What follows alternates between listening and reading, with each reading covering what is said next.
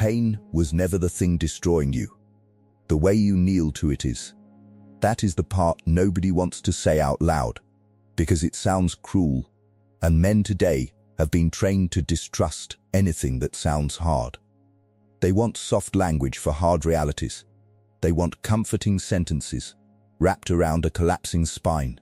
They want to believe the wound is the tragedy, when most of the time the real tragedy begins after the wound.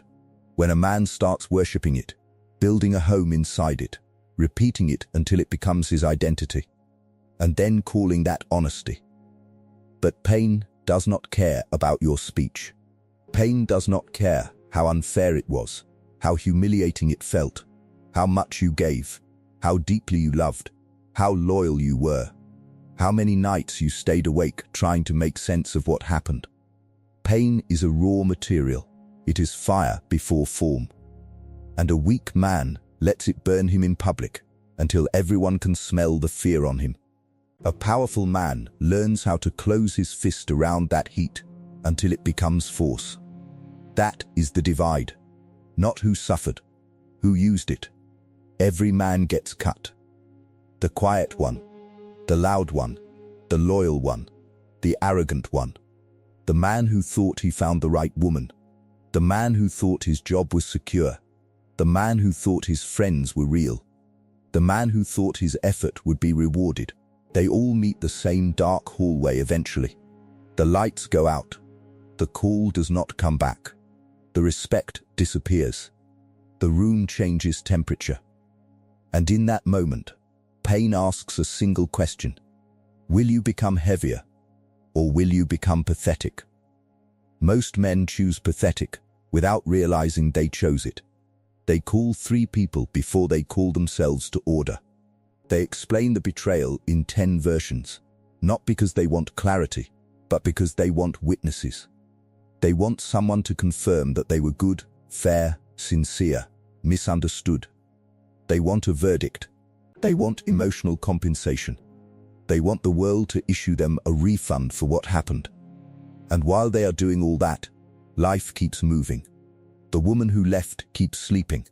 The company that replaced them keeps operating. The friend who played both sides keeps laughing in another room. The market keeps changing. The bills keep arriving. Time keeps doing what time always does to sentimental men. It exposes them. You have seen this before. A man gets broken by one event, but instead of turning inward with precision, he turns outward with leakage. He starts posting more, talking more, explaining more, drinking more, replying more. He says he is processing it, but what he is really doing is bleeding status in public. He is making his pain available for consumption. He is inviting pity from people who do not even respect themselves, let alone him. And the worst part is that he mistakes the attention for healing. It is not healing. It is anesthesia. Real pain does not need an audience. Real pain needs architecture. Picture a man sitting alone in his car after getting the message he already knew was coming. Not the first cold reply. Not the vague distance. Not the weak of a changed tone. The final one. The one that confirms what his body had been warning him about for months. He stares at the dashboard. His jaw locks. He opens the message again, as if reading it harder will make it say something else. For a second he feels the old urge. The urge to write paragraphs, to explain his side, to remind her what he did, what he meant, how much he tried. He wants to present evidence like a man standing in a courtroom where the verdict has already been signed. That urge is not love.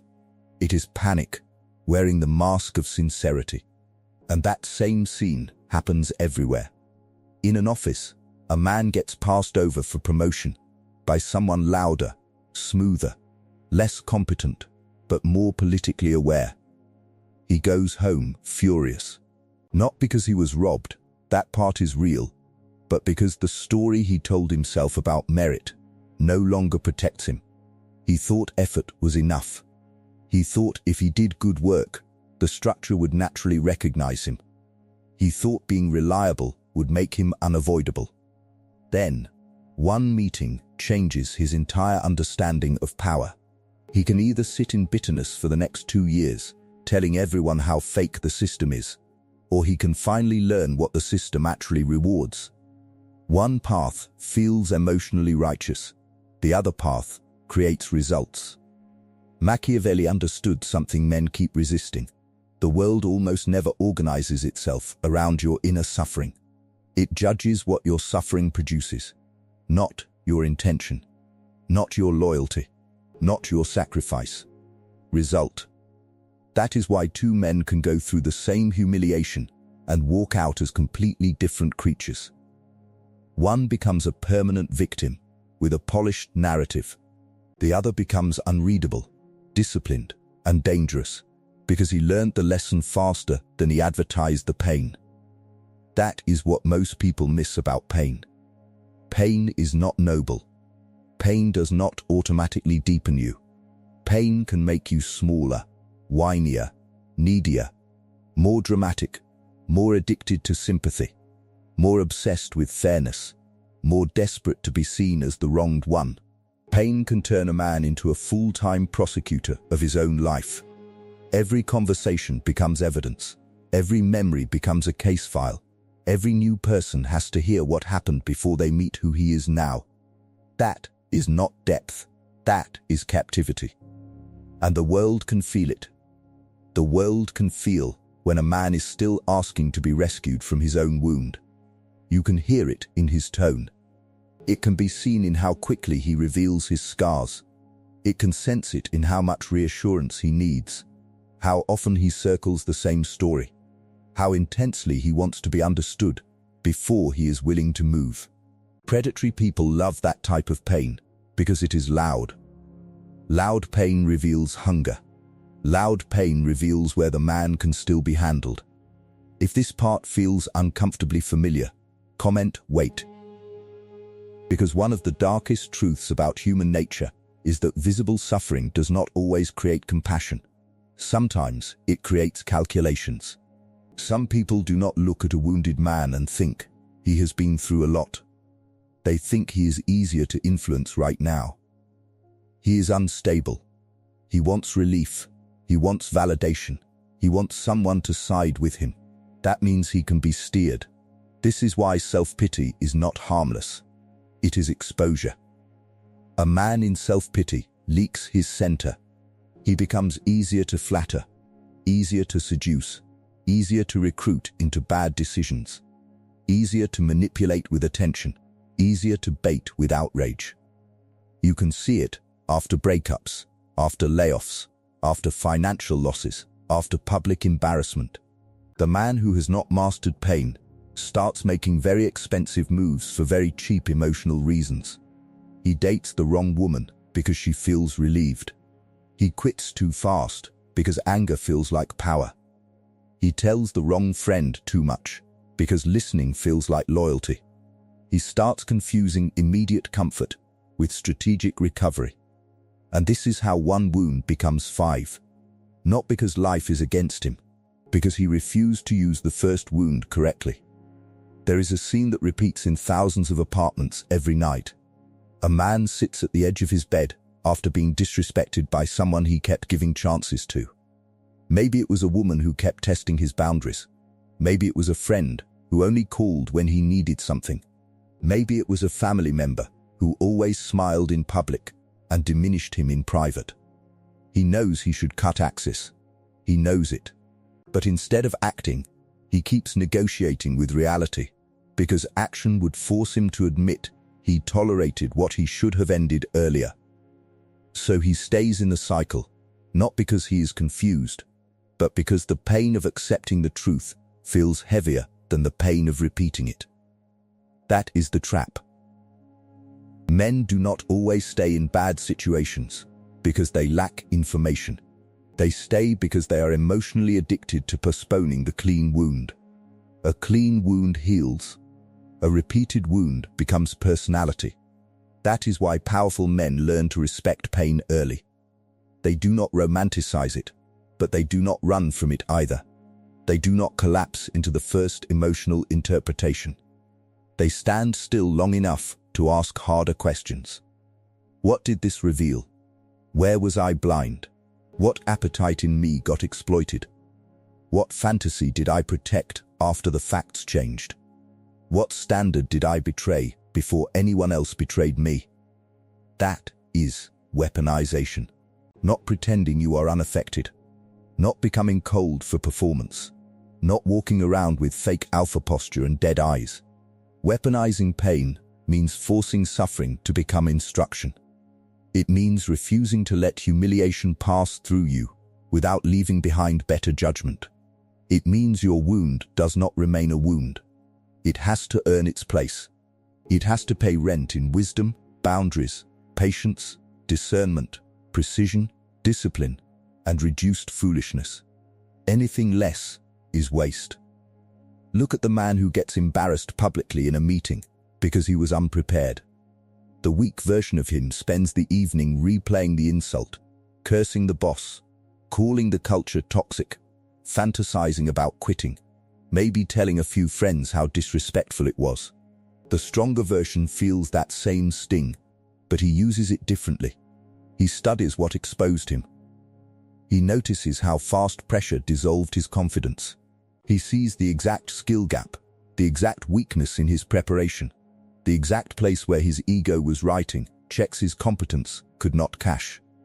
The event hurt both men, but only one converted pain into rank. That is why the same event ruins one man and upgrades another. The event is not the deciding factor. The interpretation is. And the most useless interpretation in the world is self-pity. Self-pity says, "Look what happened to me." Power says, "Now that it happened, what becomes impossible for me to ignore?" Self-pity wants comfort before correction. Power wants correction, even if comfort never comes. There is a brutal freedom in that. Because the moment you stop feeling sorry for yourself, you stop waiting for the emotional weather to improve before you act. You stop needing the perfect mood to become disciplined. You stop telling yourself that once you feel better, then you will become sharp. No. Sharp men are often forged while they still feel terrible. They train while disappointed. They save money while being embarrassed. They keep their word while angry. They get leaner while grieving. They build while uncertain. They do not turn emotional turbulence into an excuse for structural weakness. If you have ever had to build while bleeding, comment discipline. Because that is where men are separated, not in the fantasy of having no pain, in the ability to remain under command while pain is present. A man leaves a courthouse after signing papers that officially end a marriage he spent years trying to hold together. The parking lot is almost empty. The afternoon sun is too bright for how dead he feels. He sits there with a folder on the passenger seat and realizes nobody is coming to interpret this for him in a useful way. If he chooses self-pity, the next year will be filled with cheap women, heavy drinking, dramatic conversations, bitter monologues, late-night nostalgia, and a slow collapse disguised as taking time. But if he chooses pain as a weapon, the next year looks different. Fewer words, more routine, more lifting, more reading, less explaining, fewer audiences, more standards, same pain, different architecture. That is what most men refuse to accept. Pain is not the enemy of your future. Indulgence is. Indulgence in sadness, indulgence in replaying, indulgence in fantasy, indulgence in telling yourself you deserve a season of collapse because life was unfair. Indulgence in not training because your heart is heavy. Indulgence in spending because you feel empty. Indulgence in talking because silence would force confrontation. Indulgence in being emotionally legible to everyone because invisibility now feels like death. But silence is not death. Silence is digestion. Some of the strongest men you will ever meet went quiet, not because they had nothing to say, but because they finally understood that speech was diluting the lesson. They stopped explaining the betrayal, stopped narrating the setback, stopped advertising the transformation before it had muscle, stopped leaking the blueprint while the structure was still fragile. They learned a hard law of power. If you show the world your pain too early, weak people will either pity it, exploit it, or try to make sure you never turn it into something greater than they can tolerate. That is why real recovery often looks boring from the outside. The man disappears for a while. He stops attending things that drain him. He stops volunteering his inner weather. He starts waking up at the same hour. He starts training even when his mind feels poisoned. He starts eating like a man who understands that self-respect enters the body before it enters the voice. He starts handling small duties with seriousness again. He starts becoming punctual. He starts paying debts. He starts withdrawing from the noise. He starts watching patterns instead of words. He starts becoming expensive to disappoint. And none of this looks dramatic, which is exactly why it works. Pain that becomes performance stays weak. Pain that becomes structure becomes power. Think about the young man who grew up in a house where emotion was either mocked or weaponized. Every time he was hurt, he had to either hide it or defend it. By the time he reached adulthood, he had developed two reflexes. Either he over-explains his pain so nobody can misunderstand him, or he numbs himself so completely that nothing honest can get through. Then life hits him for real. A betrayal, a financial loss, a humiliation, a rejection, and he finds out those childhood reflexes are useless against adult consequences. The over-explaining makes him look unstable. The numbing makes him blind. Only discipline can save him now. That is another thing pain exposes. Not just your weakness, your outdated strategies. A lot of men are still trying to survive adult life with boyhood methods. They think if they can just explain themselves clearly enough, love themselves gently enough, express themselves often enough, someone will finally handle them with care. But power does not work like that. The world is not a mother. The market is not a therapist. Competition is not interested in your intentions. Human nature rarely stops to reward hidden nobility. Most of the time it responds to form, clarity, boundaries, consistency, restraint, visible competence, emotional control. That is why pain has to be converted into form. Not sentiment, form. Your voice becomes calmer, your standards become cleaner, your decisions become faster, your access becomes narrower, your routine becomes non-negotiable, your eye for pattern becomes sharper, your need to explain becomes smaller, your tolerance for cheapness disappears. This is what people mean when they say a man became dangerous. Not that he became loud, not that he became cruel, not that he started threatening people or adopting some theatrical hardness. They mean he stopped being easy to use. They mean he no longer bleeds information when he is hurt. They mean he does not beg for understanding. They mean pain taught him timing. They mean disappointment taught him selectivity. They mean betrayal taught him pattern recognition. They mean loss taught him leverage. And that is terrifying to people who live off emotional access. If that shift is already happening to you, comment steal. Because once pain begins turning into structure, your entire presence changes before your life does. People notice it in strange ways. They notice you do not explain your no anymore. They notice you do not rush to fill silence. They notice you do not argue with obvious disrespect. They notice you leave earlier, speak less, observe more. They notice that your energy no longer feels available for casual consumption. They notice that your smile is warmer, but rarer. They notice that your attention has become selective. They notice that they can no longer pull the same emotional strings and get the same reaction. And the ones who benefited from your old softness will call this coldness. Let them. That accusation has trapped many men in weakness. They confuse softness with virtue because they are terrified of becoming hard in the wrong way. So they stay overly accessible, overly forgiving, overly explanatory, overly patient, with patterns that have already confessed themselves. They let disrespect repeat because they want to be good. They let betrayal get a second draft because they want to be fair. They let people keep reaching into their life because cutting access feels too severe. But severity is not always cruelty. Sometimes, severity is hygiene. If a man keeps touching a hot stove after being burned, do you call it compassion to let him continue? Or do you call it intelligence to make him stop? That is what discipline does. That is what boundaries do. That is what clean withdrawal does. They stop the repeated injury. Self-pity keeps the hand hovering over the flame because it is still busy talking about how unfair the first burn was. A man loses money on a business idea he announced too early. He talked about it for months, told friends, posted hints, bought the image of success before the infrastructure existed. When it failed, he was crushed not only by the financial loss, but by the social humiliation of having spoken before he built it. A weaker man would spiral, resent everyone, and call himself cursed.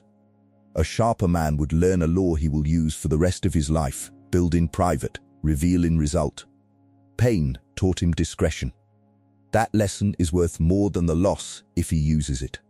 That is another reason pain is so valuable. It burns illusions faster than comfort ever could. Comfort lets men believe flattering lies. Pain strips them. Pain reveals the girlfriend was not loyal, only convenient. Pain reveals the job was not secure, only stable until the numbers changed. Pain reveals the friend was not supportive, only nearby. Pain reveals the body was not strong, only untested. Pain reveals the confidence was not grounded, only unchallenged. Pain reveals the faith was not conviction, only mood. This is why some men secretly need pain, though they would never say it that way. Not because suffering is beautiful, not because chaos is romantic, but because only pressure forced them into contact with reality. Only loss made them see where they had been lying to themselves. Only betrayal taught them to stop outsourcing judgment. Only humiliation made them competent. Only loneliness made them self-sufficient. Only failure taught them systems instead of slogans. And once you understand that, something changes. You stop asking pain to leave. You start asking what it came to teach, and what will happen if you ignore the lesson.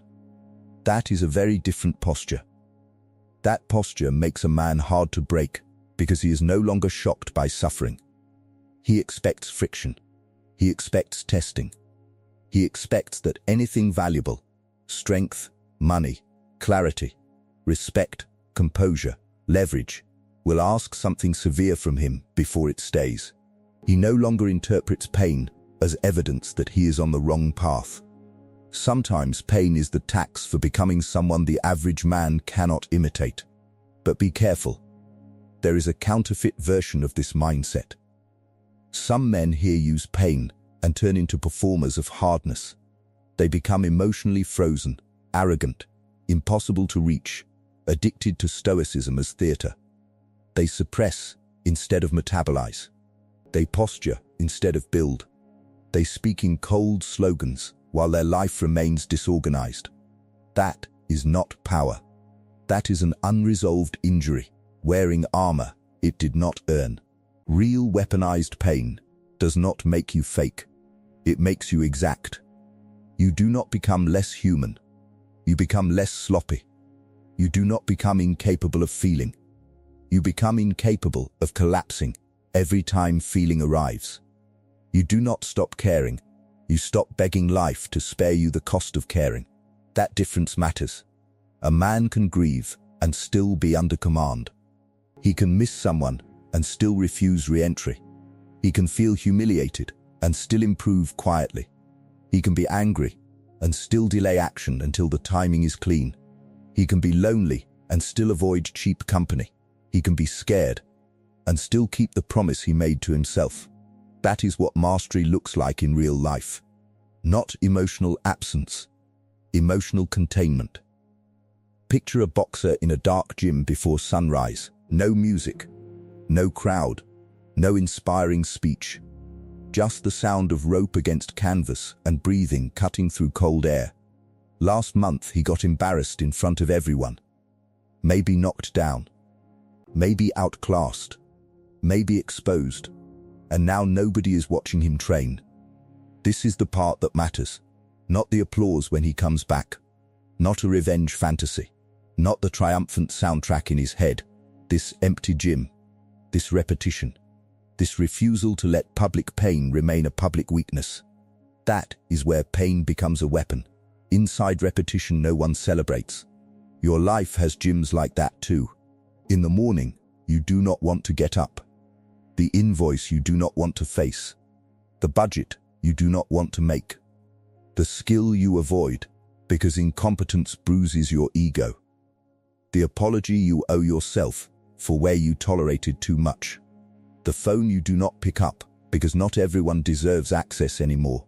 The room you leave early because your energy has become more valuable than social approval. The evenings you sit alone without distracting yourself just to hear the truth more clearly. Those are your private forges. Most men fail there, not because they are weak beyond repair, but because they are still waiting to feel inspired before they act with discipline. They keep negotiating with the pain instead of assigning it a job. They say, once I feel normal again, once the heartbreak fades, once I get closure, once people understand, once motivation returns, then I will begin. But men who build anything serious do not begin after closure. They begin because closure is too expensive to wait for. That is the shift. Pain stops being a story and starts becoming fuel, and fuel is useless if it never enters a machine. So what is the machine?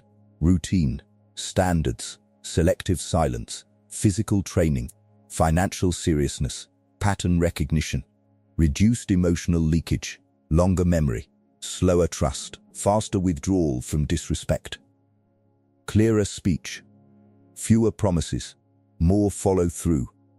This is not glamorous, but neither is power while it is under construction. A lot of men want the aura without the compression. They want to be respected without becoming costly to play with. They want presence without self-command. They want fear without consequence. They want admiration without solitude. They want wisdom without loss. They want rank without pressure. They want transformation without pain. But the men people eventually respect, the ones who can walk into a room and shift the atmosphere without speaking much, almost always pay for that presence in private. They were cut. They were dismissed. They were underestimated. They were humiliated. They were lonely. They were forced to see things about themselves they did not want to see. And instead of collapsing into a lifelong relationship with that injury, they made it serve. If you are done making a home inside old pain, comment weapon. Because the truth is, some of you are one decision away from changing the entire energy of your life. Not one breakthrough, not one miracle, one decision. The decision to stop romanticizing the wound.